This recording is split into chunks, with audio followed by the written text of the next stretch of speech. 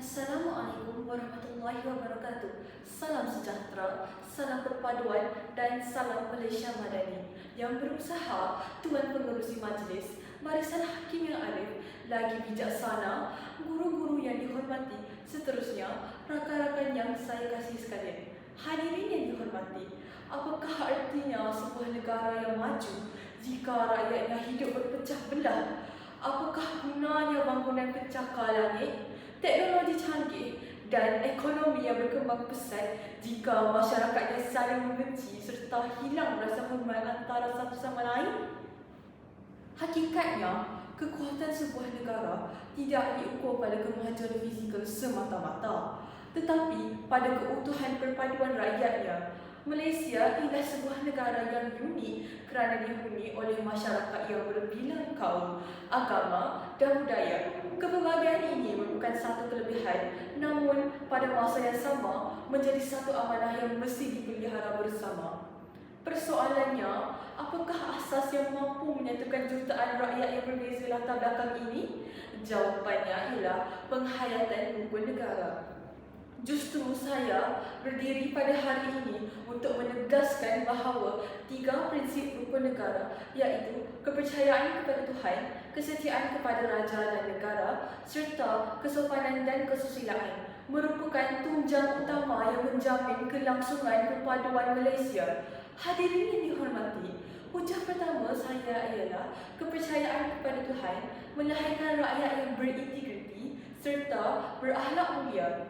Agama bukan sekadar amalan ibadah, malah menjadi panduan hidup. Semua agama mengajar nilai kejujuran, amanah, kasih sayang, keadilan dan saling menghormati. Individu yang benar-benar menghayati ajaran agamanya tidak akan mudah terlibat dalam rasuah, penipuan, buli maupun penyalahgunaan kuasa.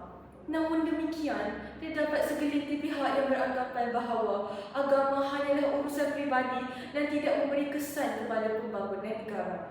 Saya menolak pandangan tersebut. Mengapa? Hal ini demikian kerana pembangunan sesebuah negara bermula daripada pembentukan sahsiah rakyatnya. Apabila masyarakat memiliki nilai moral yang tinggi, mereka akan saling mempercayai, menghormati hak orang lain dan bekerjasama demi kepentingan bersama. Sebaliknya, jika nilai agama diabaikan, gejala sosialnya dan keruntuhan akhlak akan semakin berleluasa sehingga menjejaskan keharmonian negara. Jelaslah bahawa prinsip kepercayaan kepada Tuhan bukan sekadar lafaz dalam rukun negara, bahkan menjadi asas pembentukan masyarakat yang berintegriti dan bertanggungjawab. Hadirin sekalian,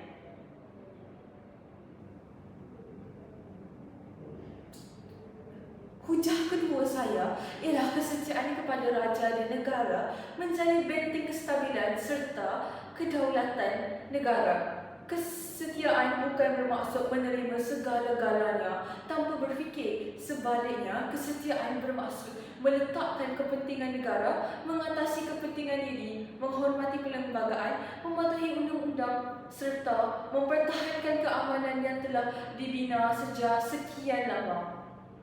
Pada era digital hari ini, ancaman terhadap negara tidak lagi hadir dalam bentuk peperangan semata-mata. Sebaliknya, penyebaran berita palsu, fitnah dan ucapan kebencian melalui media sosial mampu mengugat perpaduan dalam sekelip mata.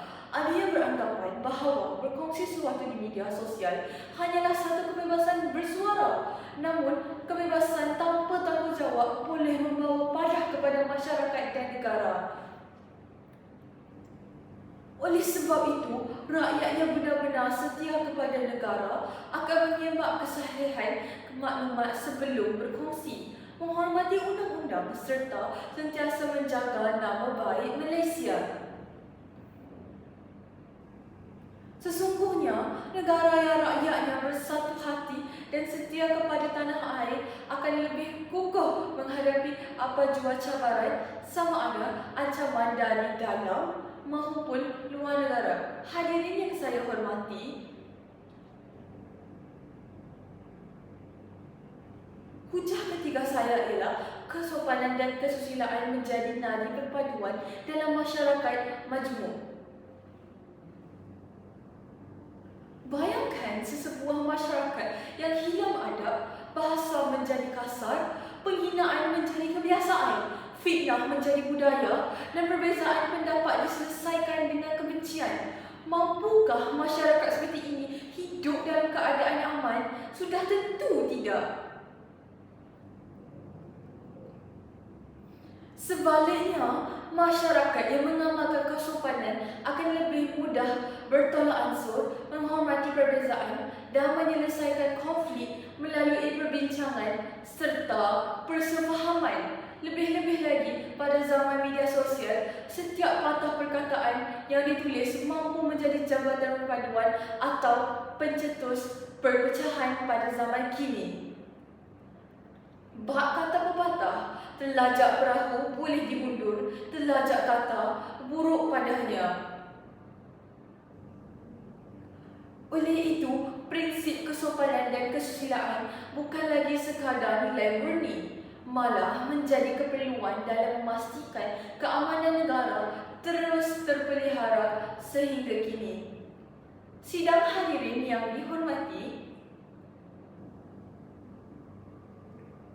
berdasarkan ketiga-tiga hujah yang telah saya kemukakan, jelaslah bahawa penghayatan tiga prinsip rukun negara bukan sekadar memenuhi tuntutan buku teks atau lafaz yang dibaca ketika perhimpunan sekolah. Sebaliknya, prinsip-prinsip ini merupakan asas pembentukan rakyat yang beriman setia kepada negara serta berbudi pekerti luhur. Sebagai generasi pewaris negara, masa depan Malaysia berada di tangan kita.